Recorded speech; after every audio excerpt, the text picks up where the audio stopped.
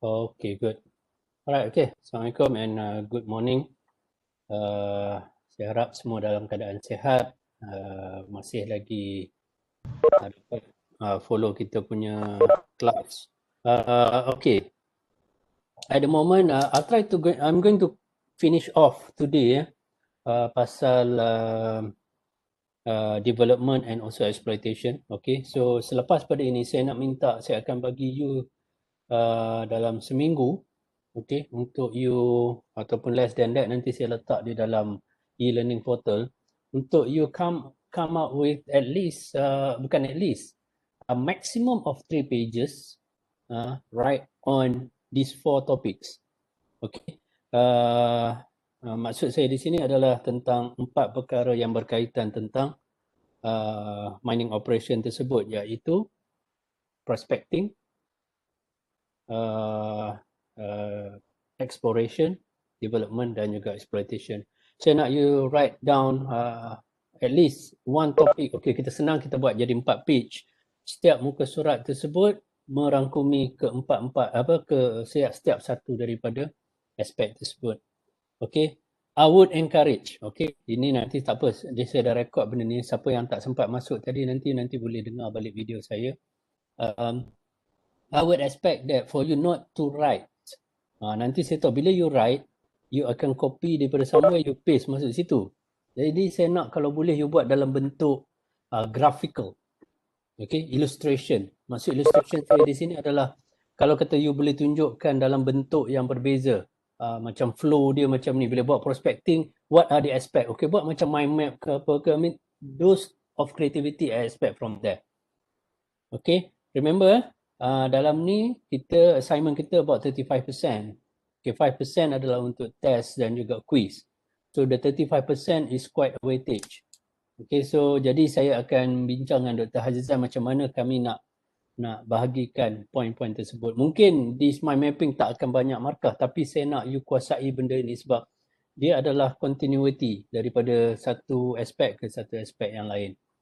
Okay. Okay, allow me to share saya punya video.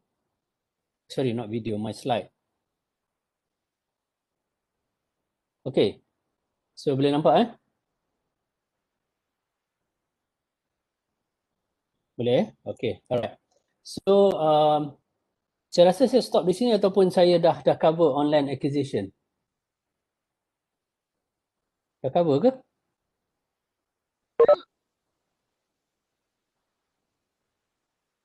Anybody? Belum? Okay. Saya rasa saya stop di sini. Saya selesai di bahagian sequence of development. Okay. So saya ingat benda ni saya ada sebut. Socio-economic, political, environment dan sebagainya. So saya stop somewhere around here. Sebab saya ada letak page break dekat sini. Okay. So we continue with land acquisition. Okay. Land acquisition, aspek ini akan diterangkan dengan lebih lanjut. Will be explained further in your law side. Okay, sebab dia ada banyak berkaitan tentang legislatif.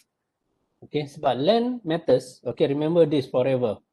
Land matters in Malaysia is a state line, doktor. Okay ke Kak? Ada hiccup ke? Ataupun saya punya gambar tak okey? Tolong somebody. Saya tak nak continue nanti you all punya, saya duduk bercakap seorang-seorang, tiba-tiba you all tak dapat ni. Tolong speak up, saya nak dengar suara. Okey, doktor. Okey kan? Saya okey. Okay, right, okay. So kalau okay, should be okay lah. So kalau tak boleh tolong, kalau kata saya start ke apa, tolong pastikan pastikan saya punya percakapan ini di stop kan. Saya tak nak bercakap seorang-seorang. Apa cunli itu tak boleh bunyi, bising je. Okay. Oh, yang tu bunyi apa? Kipas angin. Okay, right. Okay, saya balik sekali lagi kepada ini. Okay. So saya dah katakan tadi, berkaitan dengan land matters in Malaysia is a state issue. Okay, it's a state issue that refers to each state, they have their own regulations. So that's why whenever that you do your development, you have to know your boundaries clearly. Okay, once you know your boundaries, you have to think about whether it's extendable or not. Sebab land matters ni kadang-kadang keliling itu, you dah memang tak boleh nak kembang. I mean, you just cannot go beyond. And then if you want to go beyond, sebelah sana dah jadi jenis lain. Okay, faham maksud saya jenis lain.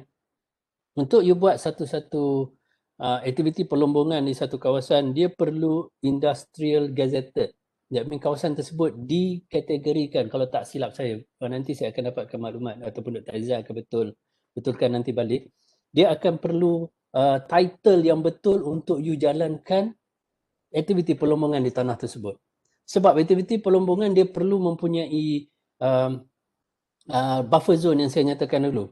I mean, once you have that operation done, they have to have at least a few kilometers away of buffer zone so that you can actually do your activity without mengganggu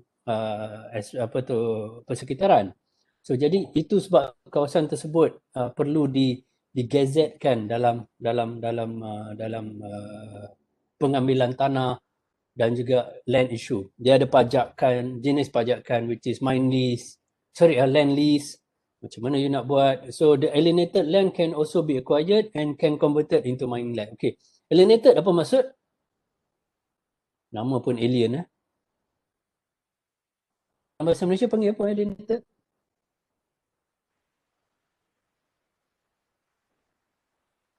Restricted. Yeah, restricted. So kadang-kadang you boleh juga convert dia to mining land with condition that you can replace them accordingly. Saya pernah sebut sebelum ni, kalau kata di negara luar, kalau dia nak ambil alih satu kawasan tersebut, dia akan pergi buat survey di kawasan tersebut, dia akan check what type of saya nak sampai to extreme case, dia pergi tengok jenis semut. Okay, dia tengok jenis semut apa ada di situ, jenis beruang apa di situ, monyet jenis apa di situ. Kalau you nak buang kawasan tersebut, dia akan kata okay, make sure that you replant and you ganti balik semut di situ. Gila punya kerja. Okay, so but somehow that's how the extreme can go. How the extreme can go. Because I've been to one of the panels that want to set up a mines. There is a group what we call pencinta alam group. And he was so worried about dia punya tupai, dia punya monkeys, and they said only a few of them left in there. How are you going to transfer that a few monkeys from that place to another place? Up to that extreme. Saya masa itu saya rasa saya first time yang berada di situ, yang saya terus tergamam lah juga sekejap. I mean, how do you want to go into that extreme? I mean, until there's so many monkeys all over the place. You pergi ke Penang punya botanical garden tu, banyak aja bersepah-sepah kan. But they just worry about that 10 or 15 monkeys over there, which is going to their home somehow. So, but I mean, it's not that we don't want to take care of the environment. Don't get me wrong. Okay, so the environment is, yes, critical. That's why the procedures and all are there. But the issue now is you have to be balanced. Okay. The key word, as I mentioned earlier, is sustainable. That means you want to make sure that they are being mined sustainably. That means we mine whatever that we want, and then the future generation also going to benefit from that.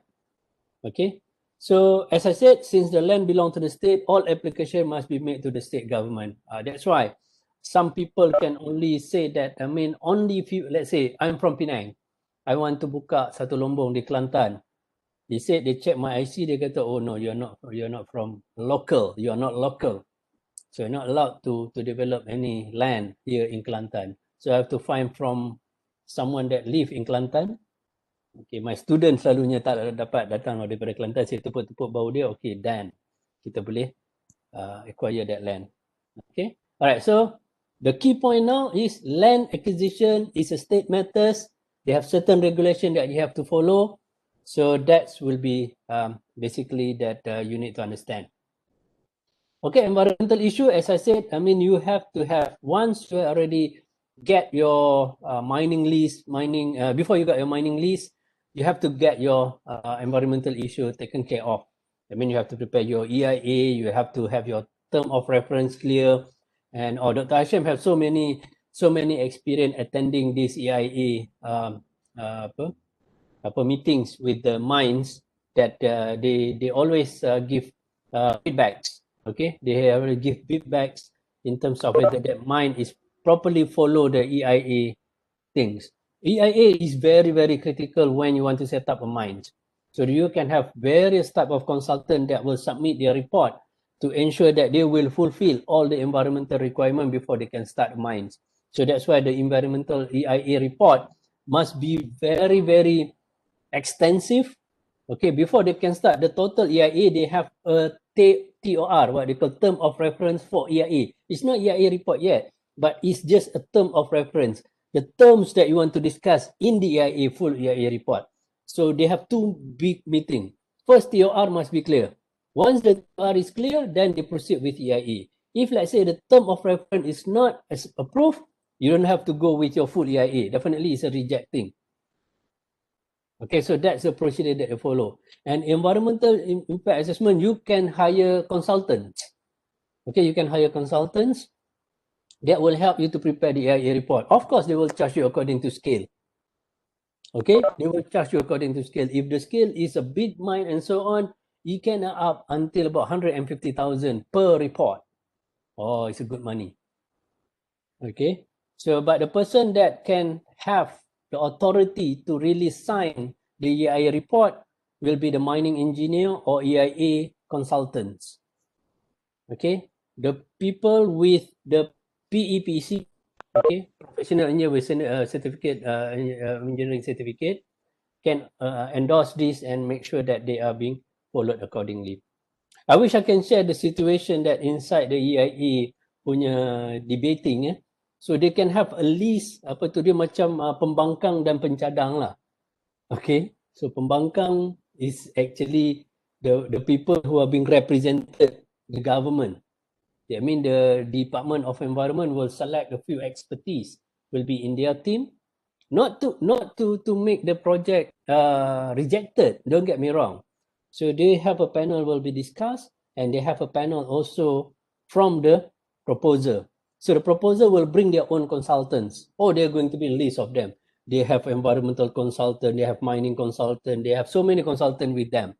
The GM will just sit there and propose. So once the GM propose done, all his backup, which is all the soldiers, I call, the soldiers will start defending their project. Okay, and the government side will keep on asking what are the procedure that you have followed. So that will be interesting to see when people say that, I mean, it's just suddenly being endorsed. No, it's not. It's not going to be easily endorsed because they have to follow a rigorous type of discussion to ensure that the EIA report was done correctly and before they can proceed to conduct their mining. And of course, as I said, another things that they have to follow as well is SIA. Okay, SIA means social impact assessment. I mean, they also have to study about what is the effect of mining having there to the socials. Social activity around whether they want to create jobs, whether they want to destroy jobs, whether, just like, I mean, a study when you want to set up, like, for example, a hypermarket somewhere in a community. Okay, definitely a hypermarket there, definitely the small shop will be affected. People will just straight away go to the hypermarket without having go to the small shops. Okay, so that will a bit distinctive in the matter. Okay, any mining venture must consider this CIA as cost. Okay, you have to put that into cost as the report being prepared by consultant. Okay, jangan pula nanti you sembang-sembang terlupa masuk this EIA punya sebab it's a big cost. It's a big cost. It can be around about 100, depend on the scale of your projects. And in managing things, you can see that I'm discussing about the sequence, overlapping, but they have to be followed. Need to be followed, because there is no skip things. Kalau you tak follow some of these, kadang-kadang at the end of the day, that's where your mining can sometimes be rejected. Some people say, I know cable, saya guna istilah cable. I know the menteri, I know this exco, I know that exco. They can just submit things. Sometimes it won't happen that way. Maybe you can skip things at that time, but when problem occurs, dia akan patah balik, gone you go. Okay, so please, I mean, if you are going to venture into mining as a consultant or as a person that involved in this, please make sure they follow all the regulations. Okay, kena clear benda tu. Okay. Okay, so we go to the next, which is development. Kita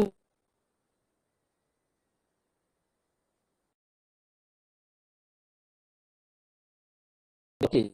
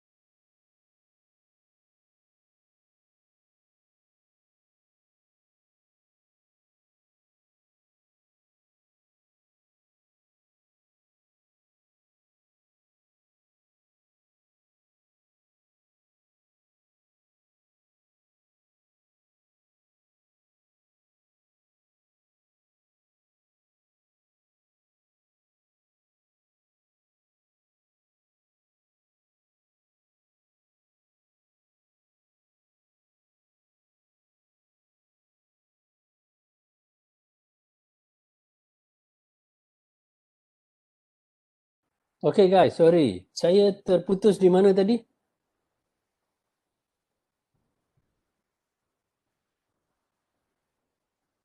Can anybody respond? Saya terputus di mana tadi? Just now about couple has then suddenly everything gone. Sorry, everything gone. I mean your sound gone. Oh, okay, alright, okay. So I'll come back to this, okay? Development, okay? Alright, okay. So I continue here, right? Okay. So as I said, I mean,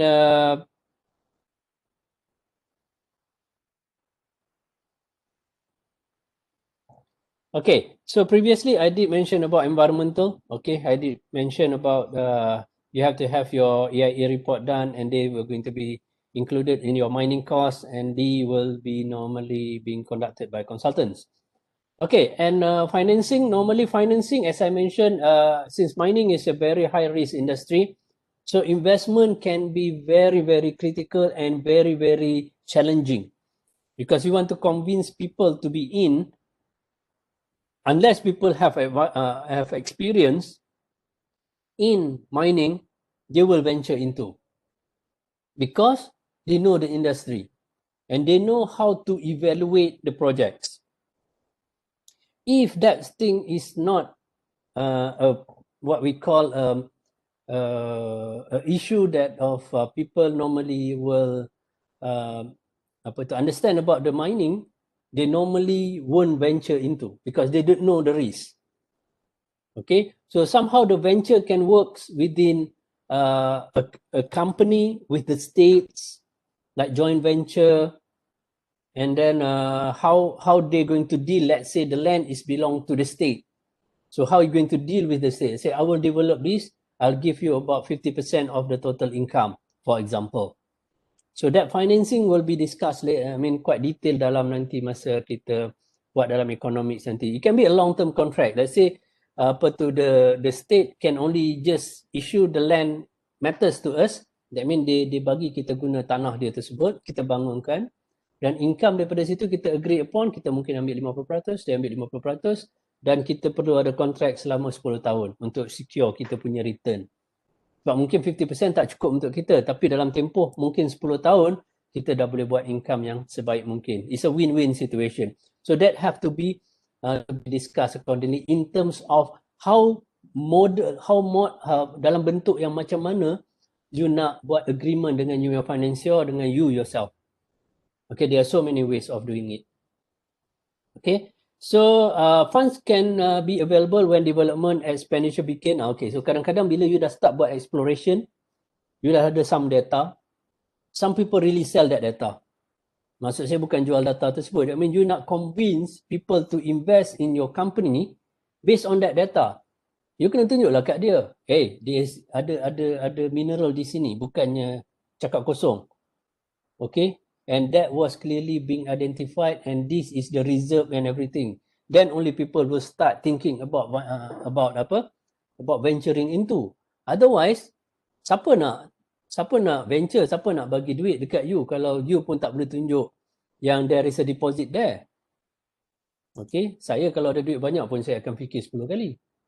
You tak tunjuk pun ada mineral dekat situ, tiba-tiba you kata, okay, saya nak buka lombong. Sebenarnya you bukan nak buka lombong, you nak potong kayu dekat situ. Contohnya lah. There are so many valuable pokok dekat situ, you cakap, saya tak peduli pun ada mineral di situ, tapi you cakap kata ada mineral di situ. Tapi in order for me to arrive there, I have to cut trees, right? Macam saya tunjuk dalam sebelum ni kan, untuk sampai di area, okay, I potong semua kayu. Okay? Instead of you pergi daripada one point to one point, you boleh pergi straight, you pergi macam ni. Oh, pusing 3-4 round, pusing jauh, baru sampai. Sebab apa? More trees dia akan chop. Dia akan cakap, oh kat sini tak boleh masuk, dia ada paya, kena pergi kanan sikit, potong that kayu. This is a real one, This is a real one. Saya cakap ini, memang dah ada orang buat. Okay, bila sampai satu tempoh, the state tanya dekat that company, hey, where is your mineral project going? Oh, tak jadilah, susah. Nak accessibility susah, I tak ada problem. Tengok pokok dah habis dah separuh.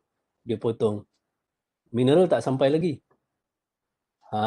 Okay, that happen, okay. So, but that's that history lah. Sebab masa itu kita masih lagi lemah dari segi legislation. So, itu yang kita tak nak berlaku, okay. So, jadi financing can be very smooth. Kita akan detail out nanti dalam economics. Okay, financing properly kadang-kadang kita boleh dapat daripada bank. Okay, kadang-kadang kita buat stock untuk buat dalam bentuk okay, so this could be better. A combination of financial package is common. Okay, for example, 50% of commercial, 30% internal financing, 15% on leasing, and 10% of special government funding. Okay, macam saya katalah, special government funding ni kadang-kadang bergantung kepada state. Kalau state tersebut memang actually mining punya friendly, they can give you incentive in terms of taxes dan sebagainya. Okay, so those are that normally people use. So once financing is secured, so the speed is now clear lah. Okay, itu memang it's all about dollar and cents lah. So once people already said, okay, no, I already in this project, and whatever that you need, you just ask. Oh, itu yang seronok nak dengar perkataan itu. So once the money is secured, then you don't have to worry sebab you dah letak dalam budget. Okay, bila budget being approved, you dah tahu ini nak guna buat apa, ini nak guna buat apa, ini nak guna buat apa. Bukan the first thing bila you dapat budget, okay, saya nak buat dulu rumah manager, rumah saya di site tu buat bagi lawa-lawa dulu. Mercedes 3 biji depan tu. Pickup truck beli yang terbaru. You tak buat mining lagi ni. All the asset is already there. So don't do that. Okay, don't do that. Okay, sometimes people like to do. Yalah, duit company kan, bukan duit you. So it's a company car. General manager kena ada Mercedes, definitely. Okay, bukan Hilux. We're not talking about Hilux dan sebagainya. Apa standard kan? Okay, kita beli yang canggih-canggih punya. Padahal you nak duduk Lombong, you bukan boleh bawa Mercedes pun. The most important cars atau the most important transportation mode in mines is your pickup truck. Mercedes bukan boleh banyak bukit pun. Okay, so those are the things. Sebab tu kalau kata you pergi masa first, saya tengok my student masa di Raman Hydraulics. They are so happy when the company decided to give pickup trucks to the engineers. We have about, at that time adalah saya rasa dalam a few. Muka senyum. Dapat pickup truck je. Tapi they are so happy because that will ease up dia orang punya kerja pergi kepada site. Sebab site jauh. You tak boleh naik basikal pergi. Ini bukan offshore punya you nak buat pelantar minyak, you boleh naik basikal pergi. Dia flat. Ini lombong. You kena naik bukit, turun bukit semua kan. So takkan you nak naik scrambler. Dr. Mio suka, our former lecturer. Dia punya minat dia bawa scrambler je. Dia beli sebiji scrambler untuk dia buat exploration job. So there's so many ways of doing it. Okay, back to this lah. Itu saja just nak selingan. So issue dia sekarang, bila dah ada duit, then you can speed up a lot of things. Okay, so you can buy all the necessary equipment, whether you want to rent, whether you want to buy, so it's up to you because the money is already there and you have to utilize accordingly. Tak nak nanti bila you dah dapat that money, you tak tahu nak buat macam mana. Okay, okay, so tengok last word yang saya letak di situ.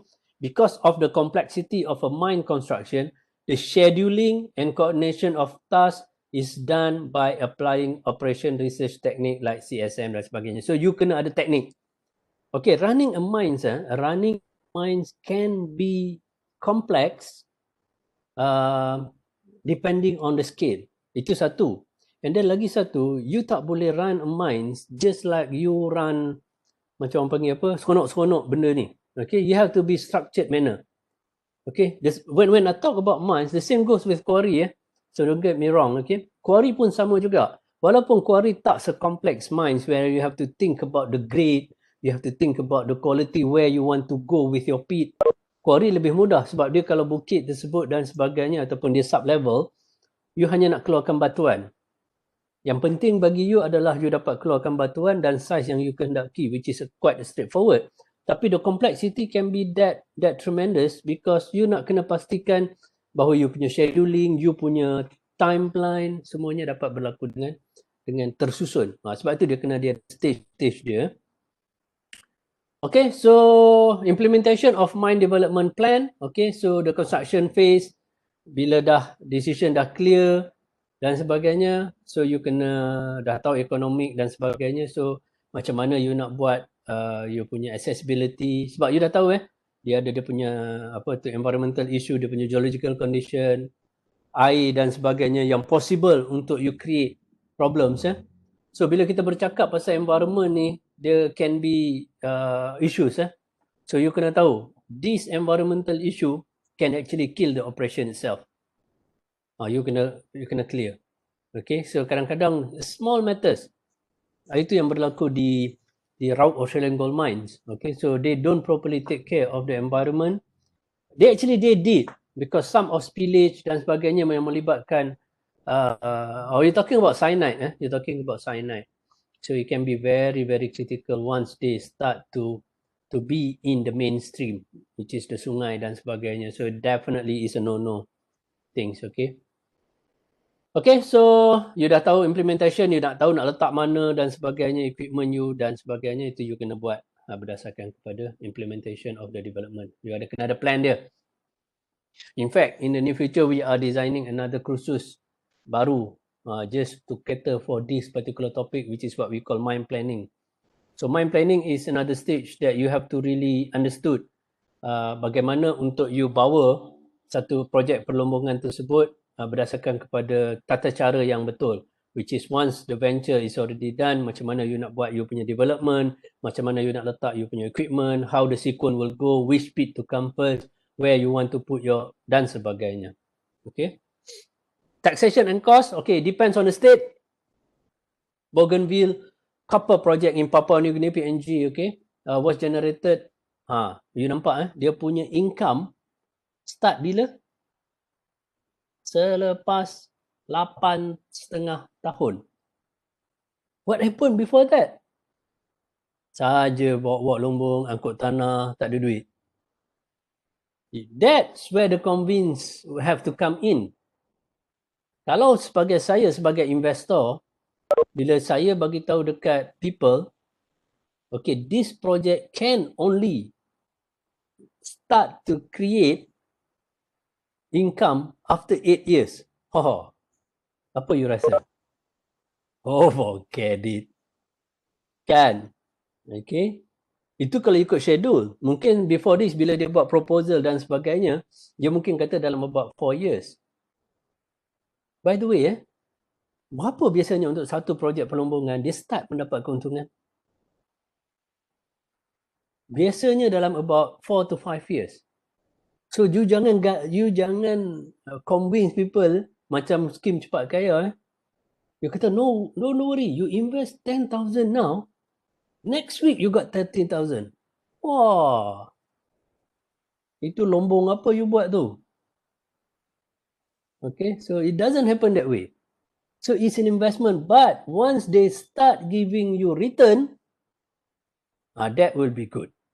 And that's why dalam perkara ini, ekonomi you kena betul-betul evaluate. Sebab you kena kira selepas 5 ataupun 4 tahun you beroperasi, harga bagi metal tersebut akan berubah.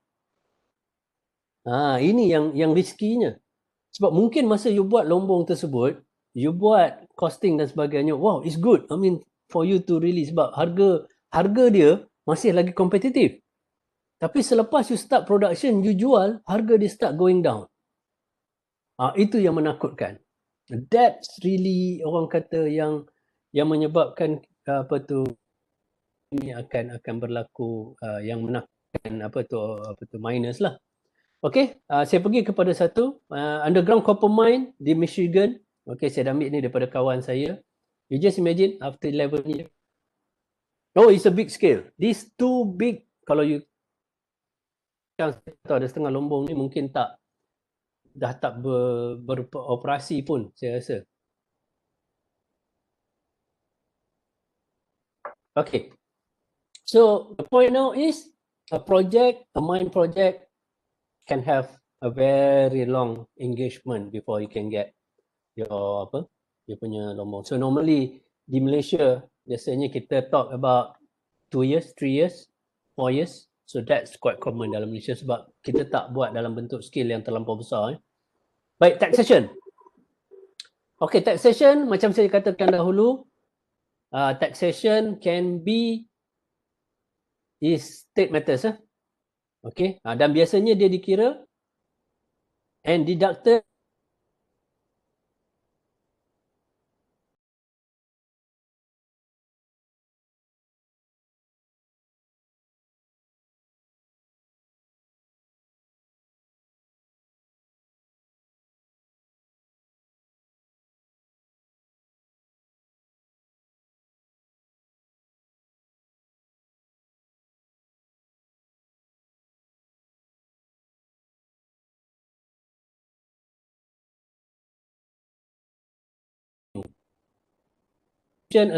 applied to its net income and based on the declining value of unmined mineral. Okay, kita akan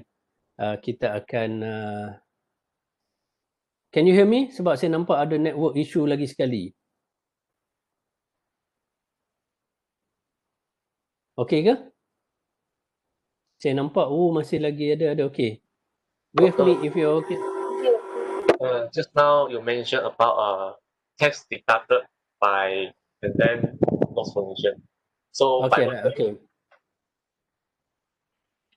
Okay, right. Okay, so sebab kadang-kadang sebab tadi ada call in, sebab tu saya pakai line telefon saya. So bila call in tu dia akan terganggu sikit. Okay, but anyway. Alright, so saya mention about tax is actually based on the gross revenue, itu saya sebut, dan bergantung kepada state. Okay, state will decide how much the revenue that you have to be deducted to pay for tax dan sebagainya. As I said, I mean depend on the state. If let's say they are relaxed, they give you tax relaxation due to you punya commitment to share your technology ataupun you punya development di dalam state dia untuk generate income juga untuk negeri. So they might give you relaxation in terms of tax. Okay, itu bergantung kepada state lah.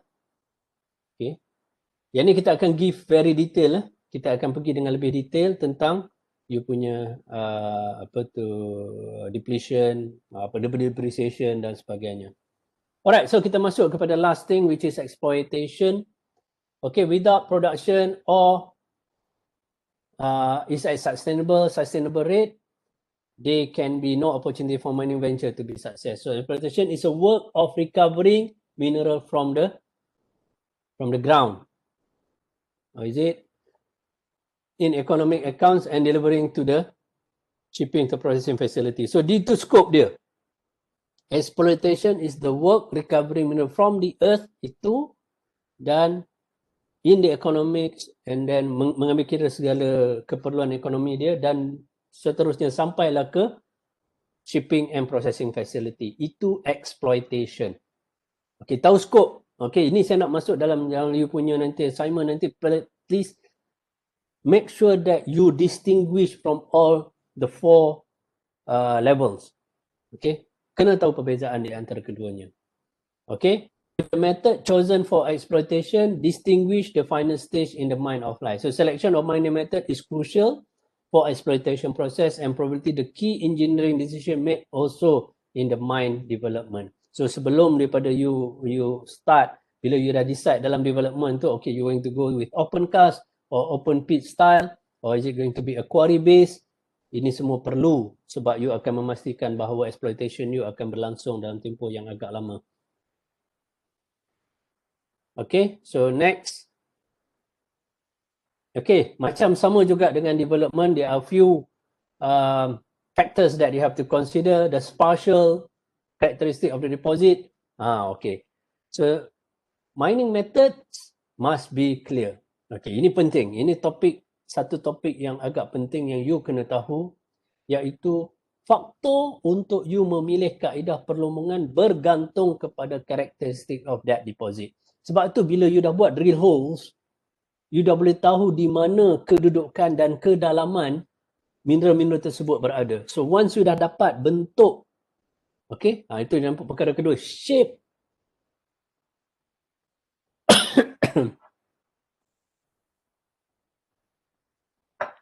You dah dapat shape, you dapat shape of your deposit, either they are tabular, massive, irregular, scattered.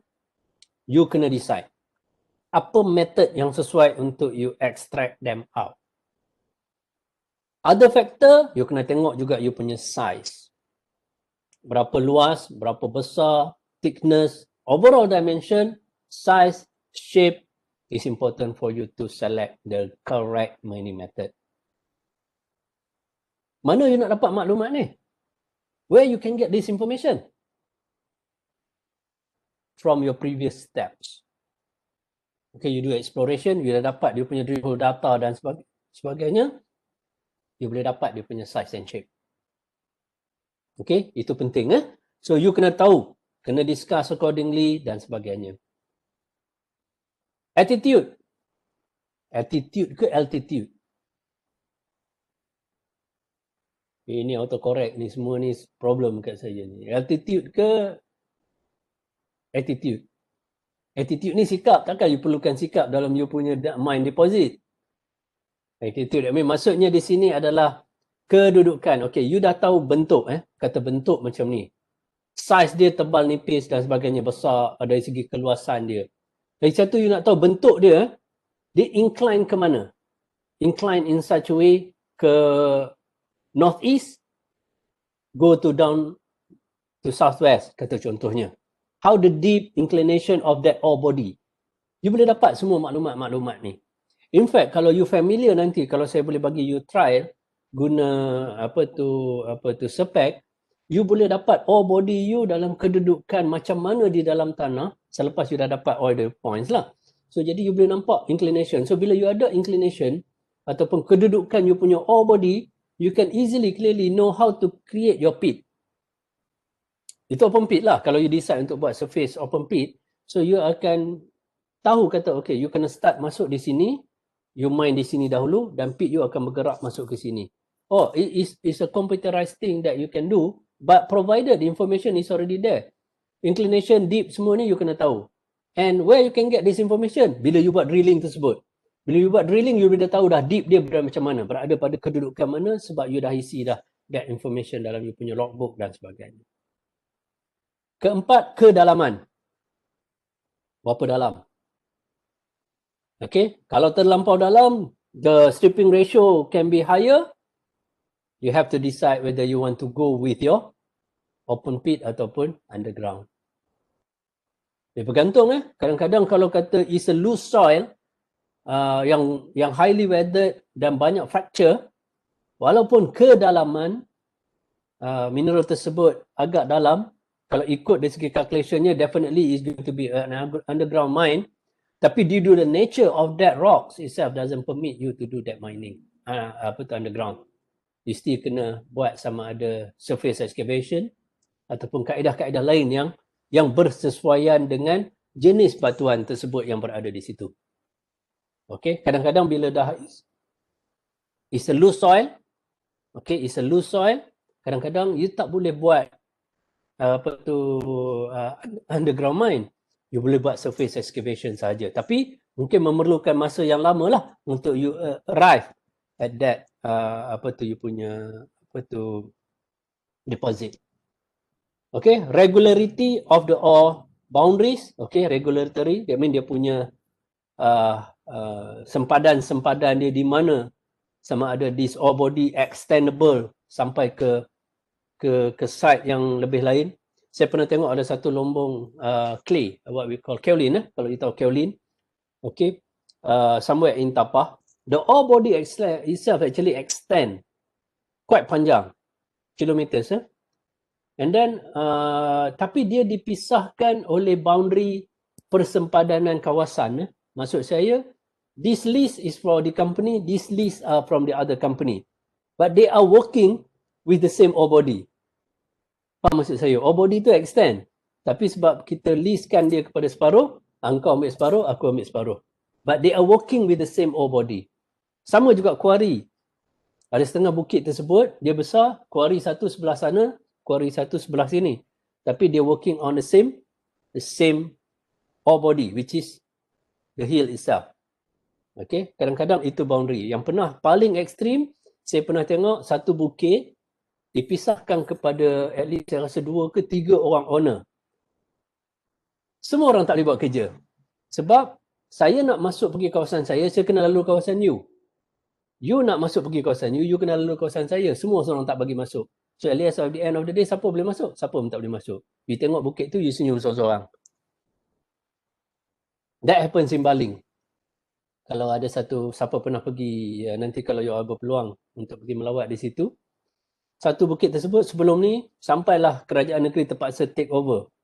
Sebab saya tak tahu macam mana, mungkin orang yang membuat persempadanan itu tidak pernah pergi ke site. Sebab tu you kena tahu, bila you tengok elevation dan sebagainya dalam topografi, bila orang tunjuk tu, you kena tahu, ini bukit. Bila bukit, you bahagikan kepada 4, macam satu kek, you bahagi 4, macam mana you nak masuk kalau satu kawasan tersebut bukit? You kena lalu kawasan orang. Somehow. So, sebab itu, you kena be logic lah benda tu.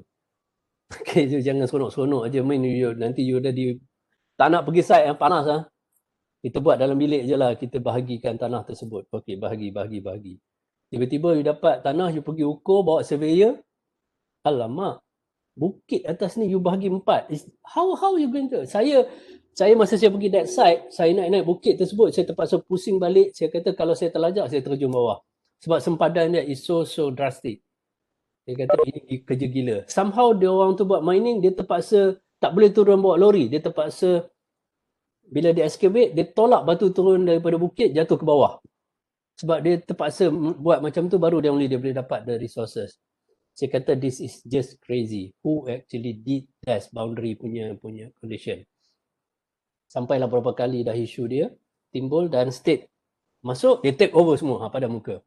So dia take over, dia rename, dia beli balik semua kawasan, dan at the end of the day, they give back to one company and then only they can do the proper quarrying.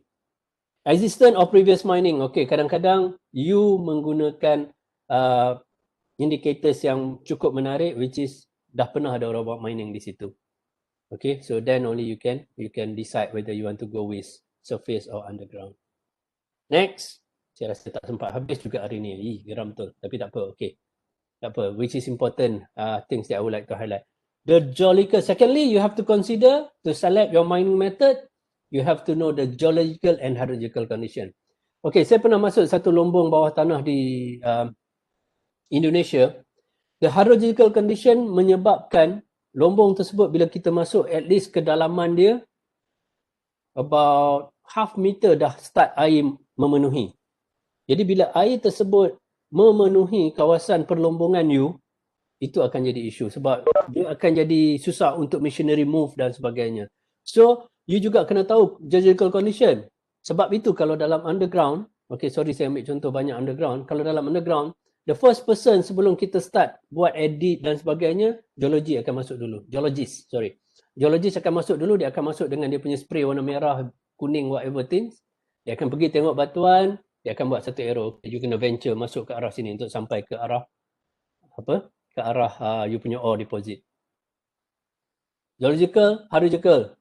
Saya pernah masuk satu lombong underground juga, satu lagi di Australia. Okay. Atas dia tasik. Dia underground di bawah. So you just imagine, kalaulah kata tasik tersebut tiba-tiba ada satu lubang di bawah, just like you punya singki, tak ada satu lubang. You selamat ada di bawah, so you bye-bye je lah. I mean suddenly you are underground, really underground. Okay, so that could happen. So jadi hydrology, sebab tu dalam operasi perlombongan is a complementary type of expertise. Okay, you kena ada hydrogeologist. Okay, that mean orang ini pakar tentang air, pergerakan air di lombong tersebut. Okay, dari segi dia punya groundwater level. You all belajar benda ni. You all belajar, tapi cuma tak secara detail. Sebab you punya expertise more into processing and mining. So, tapi you tahu pasal hydrological punya condition. Sebab dalam geologi you belajar macam air, aquifer dan sebagainya. So, that's part of hydrology punya issue. Dan you juga belajar tentang jenis-jenis batuan, which is hydrology, geological condition of that area. So, it's two things that must come in play. And you akan complement benda-benda itu semua. So, dia kena ada expert on geologist. You tak boleh take over geologist punya kerja. You tahu. You tak boleh take over surveyor punya kerja. But you know how they do the survey. Okay, so you tahu semua benda. Okay. So, mineralogy governs mineral processing requirements. So, selepas you dah tahu kedudukan dan bagainya, dan itu yang you belajar petrografi, macam mana you tahu chemical composition, bagaimana joints, fracture, shear zone. Ini penting. Kalau you tak tahu, bila you buat mining, either they are open or underground, benda-benda ni akan mengganggu you. Saya remember ada kawan saya telefon ambil gambar. Syed, what I need to do now? Saya dah pening, tak boleh nak bergerak saya punya machinery due to this fault zone. Ada joints dekat situ. Kalau dia start do blasting, boom, jatuh semua. Dilute dia punya ores. So kadang-kadang dia can be. Kadang-kadang you juga kena tahu method untuk you solve that issue. You nak kena tackle macam mana as you go along. Okay. Uniformity, okay, maksudnya perubahan dari segi grade, okay, perubahan dari segi grade ya dan sebagainya. Alteration and weathered zone, ini kadang-kadang macam baru ni dekat Hulu Langat ada satu quarry tersebut, suddenly daripada quarry granite, suddenly dia ada satu weathered intrusion, iaitu pegmatite. So suddenly bila ada pegmatite tersebut, dia akan menyebabkan grade, quality of the aggregate that they produce ada masalah. Dan bila you buat crushing dan sebagainya akan memberi isu. So you kena tahu kedudukan benda ini semua, okay. Gases kalau ada. Okay, gases kalau ada. So the geological and hydrological condition is very important. And geotechnical properties. So you kena tahu dari segi kekuatan batu. Okay, kekuatan jenis, walaupun dia berkait dengan perkara yang nombor 2, you kena tahu juga all the other information regarding the properties of that area. Sebab you nak buat waste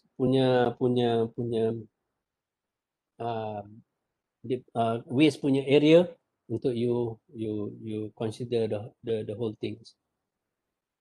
Economic consideration, so you kena tahu berapa banyak reserve you, berapa production rate you nak buat, your mine life, production dan sebagainya. So you kena tahu apa yang you nak buat. Okay, sebaik mungkin kalau boleh, the day one tu you dah nak keluar duit walaupun it's impossible. Okay, so macam mana you nak buat dan sebagainya. So these are the economic consideration. 5, technology. Okay, ini you kena sentiasa alert sebagai seorang jurutera. Sebagai seorang jurutera, saya sendiri kadang-kadang terkejut dengan teknologi yang available. Especially nanti bila kita akan masuk aspek unit operation nanti. Unit operation ni you kena alert dengan teknologi, contohnya drilling, how the excavators punya teknologi. Jangan you kenal Volvo sahaja. You tak kenal Doosan, you tak kenal all other big players in the industry yang boleh give you a very big technology within them. Macam mana this technology of mining evolve. Itu you kena sentiasa alert. Sebagai seorang jurutera, you kena sentiasa tahu benda-benda ni. Okay? Jangan duduk je kat situ tiba-tiba, alamak, orang dah terkedepan dengan menggunakan komputer dan sebagainya, you masih lagi menggunakan cara kiraan manual. Okay, so we don't want that to happen. Sekarang macam contohnya BHP Billiton dulu last time, Rio Tinto, sekarang dia punya operation, all the engineers pakai baju engineer tapi duduk dalam bilik. All the lorries, the sequencing was done in the computer. Lori je bergerak dekat that iron ore. Berdebu pun berdebu lah, peduli apa saya, sebab tak ada orang kat situ. All this is being automated within the control room. You masuk dalam control room macam war zone. And masing-masing dengan kopi satu cawan duduk depan dia, 3 monitors in front. Tengok ni jalan sana, jalan sini. Whether they are doing the job or not. That's technology. That's technology available. Itu memanglah negara yang besar macam Australia can do that. Tapi kita di Malaysia masih lagi menggunakan lori hantu. Tapi that's the economic parts of it. Okay, sebab tu ada setengah orang kata, apalah tak guna teknologi dan sebagainya. But you have to remember, there have to be a balance between your economics and also the method that you want to use. Okay, ini termasuk teknologi dari segi recovery, dilution, flexibility, selectivity, concentration dan sebagainya termasuk juga dalam technology factors. Okay, macam ini lama lah. Okay, kalau underground ini banyak orang yang prepare bagi kat saya slide ni. Saya ambil daripada dia sebab saya kata dia ni is expert on coal mining. So banyak gambar-gambar coal mining dia bagi dekat saya. So saya kata okay, tak apalah. Okay, saya pernah pergi ke Lombok ni di Sweden. Okay, di Sweden. Okay, di Kiruna. Lombong dia masa saya pergi tu minus 31 degree. Oh, sejuk. You letak ayam keras. Okay, you tak payah letak dalam freezer, you punya peti sejuk. Letak belakang kereta pun tak busuk. Okay, it's a big mine. Okay, so they have a control room. This was back in what? About how many years back? 10 years back. Sekarang lagi canggih. Okay, environmental concern. Okay, ini pun sebahagian daripada things that you have to consider. Okay, masa saya pergi di Kiruna Iron Ore ni, dia telah mengubah 4 bandar. 4 kali dah dia ubah bandar dia. Sebab dia follow the deposit, tiba-tiba sampai lalu bawah satu bandar, ubah that bandar, buat Lombong. Saya pergi tu rasanya bandar kedua ataupun ketiga pada masa tersebut. And they are planning to move again. So it's a big mines over there. Kalau time winter, minus 31 yang masa saya pergi tu, it's just ridiculous. Putih semua. Okay, you pakai baju pun you dah tak selesa, you nak turun dalam Lombong. So you just, tapi bila dalam Lombong tu is quite convenient. Sebenarnya macam duduk dalam aircon je. You tak payah pakai baju tebal-tebal. Tapi bila you keluar tersebut, mulalah you punya hidung pun rasa macam ada ais dalam. Okay, but it is a great experience lah kalau you dapat. Okay, alright, so saya nak stop di situ. So all those 5 development punya issue you have, all those 5 punya exploitation punya level you need to know. Okay, so hopefully that in the next class saya akan cuba cover this thing to be finished off before kita sambung kepada topik yang seterusnya. Alright, so if you have any questions, saya akan masukkan saya punya requirement for assignment, a short assignment that 4 pages that are required from you. Saya tak kata font apa you nak pakai font 20 pun pakailah. Tapi that 4 topics must be done for each. Saya kata dah kan tadi, minimumkan you punya tulisan, tapi lebihkan kepada you punya graphical or type flow that you might require. Alright, so saya stop di situ sebab saya nak kena ada kelas lagi satu pukul 12 nanti. So thank you very much for your time. Sorry saya tak sempat nak buka untuk apa-apa soalan. Kalau you ada apa-apa soalan, saya nak minta you tolong masuk dalam dalam e-learning portal nanti. Okay? Alright, thank you very much.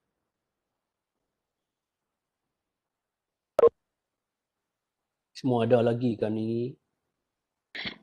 Ada, thank you Doktor. Okay lah, okay, thank you So, tolong communicate dengan saya if you have any question. Alright, thank you very much. Thank you, Doctor. Alright.